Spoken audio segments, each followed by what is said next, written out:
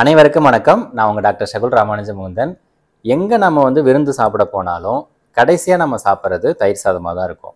சைவ சாப்பாடாக இருந்தாலும் சரி, இல்லை அசைவத்தில் நீங்கள் பிரியாணி சாப்பிட்டாலும் அதில் தயிர் பச்சடி இருக்கும்.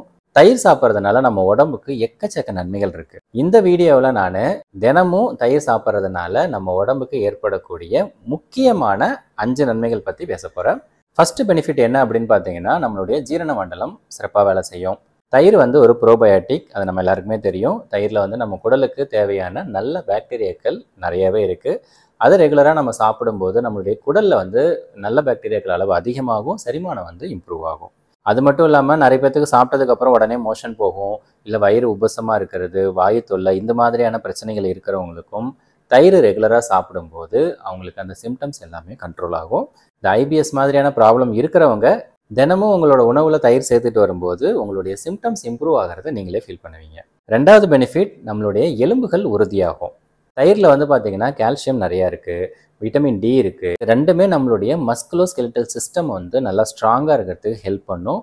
ஸோ ரெகுலராக நீங்கள் தயிர் சாப்பிட்டுட்டு வரும்போது உங்களுடைய உடம்பு நல்லா வலிமையாகும். மூணாவது பெனிஃபிட், நம்மளுடைய நோய் எதிர்ப்பு சக்தி அதிகமாகும். தயிரில் பார்த்தீங்கன்னா ப்ரோபயோட்டிக் இருக்குது, நான் ஏற்கனவே சொல்லியிருந்தேன் இல்லையா, அது நம்மளுடைய குடலில் அது ஒரு பாதுகாப்பு அரண் மாதிரி இருக்கும். இப்போ வீட்டை சுற்றி காம்பவுண்ட் சவர் இருக்கிற மாதிரி நம்மளுடைய குடலுக்கு உள்பக்கத்தில் அந்த பாக்டீரியாக்கள் எல்லாமே இருக்கும். ஸோ உணவு மூலமாக உள்ளே வரக்கூடிய கிருமிகள் நம்மளுடைய ரத்தத்தில் கலக்காமல் அது பார்த்துக்கும். ஸோ அது ஒரு டிஃபென்ஸ் மெக்கானிசம் மாதிரி வேலை செய்யும். நோய் எதிர்ப்பு சக்தி அதிகமாகும். ரெண்டாவது பார்த்தீங்கன்னா, தயிரில் நிறைய மைக்ரோ நியூட்ரியன்ஸ் இருக்குது, வைட்டமின்கள், தாதுப்புகள், இது மாதிரி.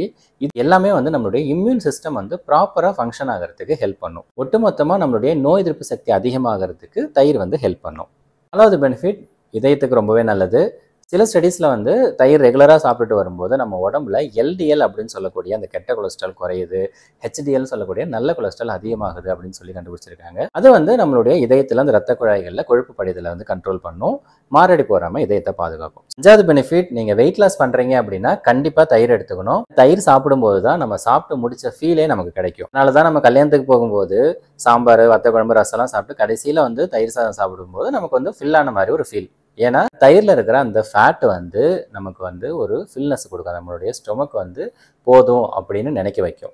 ஸோ நீங்கள் வெயிட் லாஸ் டயட்டில் இருக்கீங்க அப்படின்னும் போது கொஞ்சமாக சாதம் சாப்பிட்டுட்டு தயிர் சாதமோ இல்லை தயிர் மட்டும் தனியாக வெள்ளரிக்காய்லாம் போட்டு நல்லா ஒரு சாலட் மாதிரி நீங்கள் சாப்பிட்றீங்க அப்படின்னா, சாப்பிட்டு முடிச்சதுக்கப்புறம் நீங்கள் சாப்பிட்டு முடிச்சிட்டிங்க அப்படின்ற அந்த ஒரு ஃபீல் உங்களுக்கு கிடைக்கும். மூளைக்கு போயிட்டு உங்களுடைய அந்த பசியை அது ஸ்டாப் பண்ணிடும். ஸோ நீங்கள் ஃபர்தராக சாப்பிட்றத குறைச்சிக்கலாம். அது மூலமாக உங்களோட கேலரி இன்டேக்கை கண்ட்ரோல் பண்ண முடியும். வெயிட் லாஸ்க்கு அது ரொம்பவே ஹெல்ப் பண்ணும். தினமும் ஒரு வேளையாச்சும் நீங்கள் தயிர் எடுத்துக்கோங்க, ஹெல்த்தியாக இருங்க. அடுத்த வீடியோவில் வேற ஒரு தகவலோடு சந்திக்கலாம். நன்றி, வணக்கம்.